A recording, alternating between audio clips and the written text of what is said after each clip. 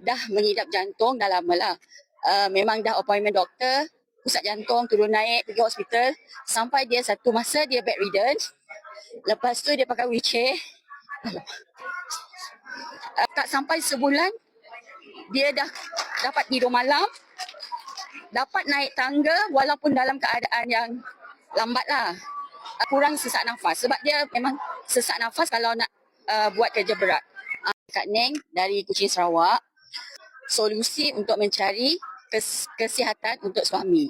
Sebenarnya suami saya dah mengidap jantung dah lama lah.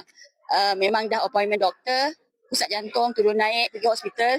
Sampai dia satu masa dia bedridden. Lepas tu dia pakai wheelchair.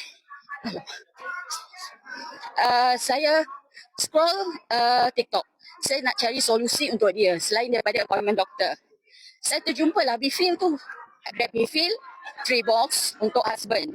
Sebab my husband memang tak berapa sihat lah. Tak sampai sebulan, dia dah dapat tidur malam. Dapat naik tangga walaupun dalam keadaan yang lambat lah. Kurang sesak nafas sebab dia memang sesak nafas kalau nak buat kerja berat. Sebab itulah Kak Neng lalu in love lah dengan produk BE ni. Itulah solusi untuk suami sebenarnya. Sebab untuk sampai sekarang dia dah tak pakai tongkat, tak pakai wheelchair, no more bedridden. Semua dah dapat berjalan sendiri. Alhamdulillah.